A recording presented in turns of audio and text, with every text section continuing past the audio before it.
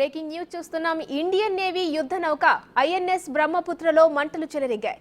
ఈ నౌకను మరమ్మతుల దృష్ట్యా ముంబైలోని నేవీ డాక్ యార్డ్కు తరలిస్తుండగా ఈ ప్రమాదం చోటు చేసుకుంది. ప్రమాదం కారణంగా నౌక నీటిలో ఒకవైపునకు వాలిపోయిందని, మంటలను అగ్నిమాపక సిబ్బంది అదుపులోకి తెచ్చారని నేవీ అధికారులు వెల్లడించారు. అయితే నౌక విధుల్లో ఉన్న జూనియర్ నావికుడు ఒకరు గల్లంతయ్యాడని, అతని ఆచూకీ కోసం రెస్క్యూ బృందాలు గాలిస్తున్నాయని తెలిపారు.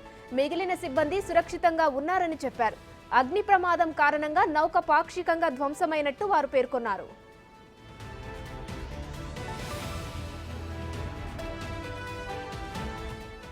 డాక్ యార్డ్లోని అగ్నిమాపక సిబ్బందితో పాటు హార్బర్లోని ఇతర నౌకల సిబ్బంది కూడా మంటలను అదుపు చేయడానికి పాటుపడినట్టు నేవీ అధికారులు చెప్పారు. నీటిలో ఒకవైపునకు ఒరిగిపోకుండా నౌకను కట్టడి చేసేందుకు చాలాసేపు శ్రమించినా ఫలితం దక్కలేదని, పూర్తిగా ఒరిగిపోయిందని వారు పేర్కొన్నారు.